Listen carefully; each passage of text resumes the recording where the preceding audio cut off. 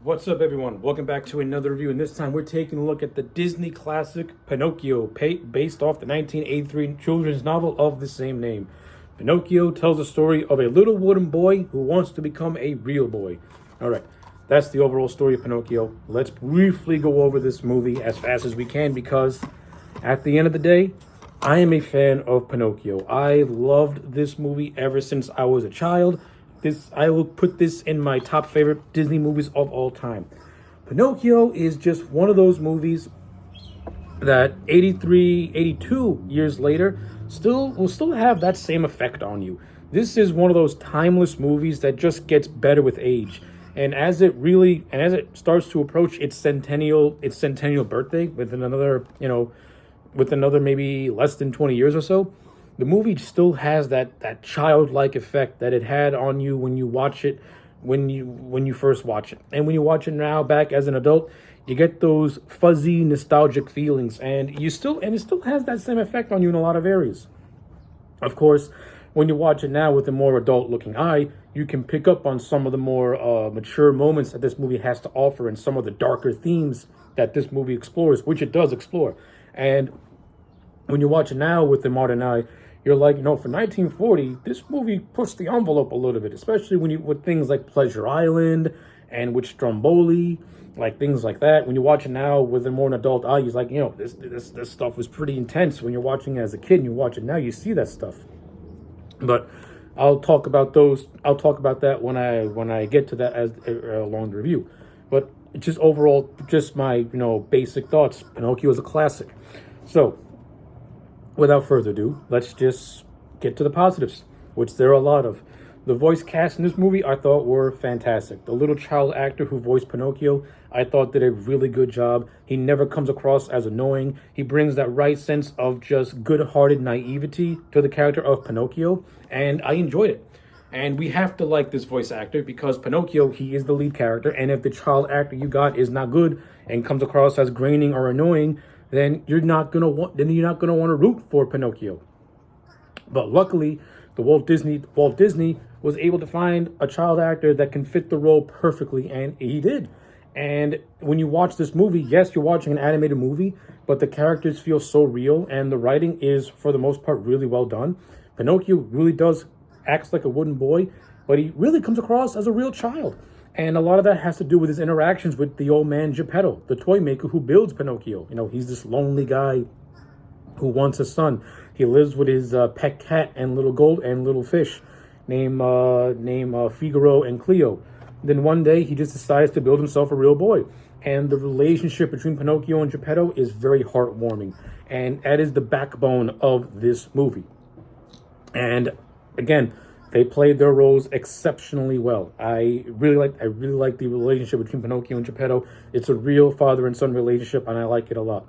But the relationship that we spend the most time with is with Jiminy Cricket and Pinocchio. Jiminy Cricket is kind of like the conscience of Pinocchio, but in actuality, he's more like Pinocchio's best friend and almost like an uncle figure to Pinocchio, always trying to bail him out of certain situations. I like the character of Jiminy Cricket. I like the friendship between Pinocchio and Jiminy Cricket. It feels really real to me. And it, again, that's this Pinocchio and Geppetto as the backbone of the movie. I'm going to rephrase that. Pinocchio and Geppetto is really is the spirit of the movie. Jiminy Cricket and Pinocchio is the backbone. I got the two things mixed up earlier. I'm sorry. But yeah, the stuff with Jiminy Cricket, I like it a lot. A lot of the songs in this movie are timeless, like "I Got No Strings" or "Little Wooden Boy." This is during the height of the initial run of Disney with their animated musicals, and Pinocchio has a lot of really good tunes that really stand out, like with Honest John and Giddy singing their song "An Actor's Life for Me," which I enjoyed. If I were to have criticisms, which I do have some criticisms, I think Honest John and Giddy should have had more screen time because their scenes are really peppered all throughout the movie. As much as I like the character of Stromboli, who is this puppeteer who comes across as very, very gruff and very, very rude, but still good-hearted. But then you see his true nature as just being this ruthless, vicious guy who once he has no use for you, he's going to chop you up into firewood. Well, listen, I get it if it can come across as a caricature of Italians and can be and be degrading to certain peoples, but come on, it's a movie. Get over it. Stromboli is, for the limited screen time that Stromboli had, he came across as a physically imposing and threatening villain. And I like how he comes across as being someone who is halfway good, but was never really good to begin with. It's just a facade. It's just a show. Kind of like what Stromboli does. He puts on a show, and his guise as a good guy is just a show, and it works because he was able to manipulate Pinocchio, who again is still very naive and doesn't know the world, because at the end of the day, Pinocchio acts like a real boy, but he's really not a real boy, and it works for the content, and it works for this movie. You buy it. And then you get to the second half of the movie with Pleasure Island and the coachman and the little boys who act like rebels, go to this place where they can do whatever they want. However, very cruel, sinister intentions await them as this coachman turns them all into donkeys by having them drink like this potion, and then he sells them off to be circus animals or work in salt mines. I think aside from Stromboli, the coachman is probably the most sinister villain in this entire movie. What he does to these children is downright frightening. It's actually one of the more horrific moments in Pinocchio, seeing these kids turn into donkeys. It's almost like a precursor to An American Werewolf of London, only with a more Disney spin on it, and it's not so graphically gruesome. But it is skin crawling, especially when the character of Lampwick, who Pinocchio befriends very quickly, turns into a donkey right before Pinocchio's eyes, and he's screaming for his mama. That is a skin-crawling scene when you watch it as a child. And that whole Pleasure Island scene just makes you want to be a good boy for the rest of your life, for fear of turning into a donkey. Yeah, I think the coachman is actually one of Disney's most underrated villains. And fun fact, the coachman is actually voiced by the actor who also voices Stromboli. I think for me, I would have merged the two characters together as one instead of having them be separate. That's just me. It would have given Stromboli more screen time and made him even more of a sinister human being. But that's just what I would have done, condensing. Then we get to the final act of the movie where, Pinocchio, he finds Geppetto in the belly of the monstrous whale beast Monstro, and they have to do whatever they can to escape. And they do that by pretty much building a smoke fire inside the beast and causing him to sneeze. And that's ultimately what led to their escape from the beast Monstro.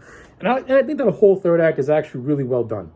I enjoyed it. And of course, I like the whole fake out of we all think Pinocchio may be dead, but then the blue fairy, who is peppered all throughout this film, who actually brings Pinocchio to life. She comes back at the end to make Pinocchio into a real boy after he's earned it through all the trials and tribulations of going through the life experiences that he went through. Pinocchio had to learn how to be a real boy and just a good kid by going through the experiences that he went through, by meeting Honest John and Giddy, by meeting Stromboli, by meeting the coachman, by going to Pleasure Island, and by fighting the Monstro. This is what shaped Pinocchio to earn his real boy status. And when you get that ending, it feels so satisfying. Like, it feels very, very satisfying. So, yeah, those are just my overall thoughts on Pinocchio, the movie itself, from a story standpoint. I think it's really well done.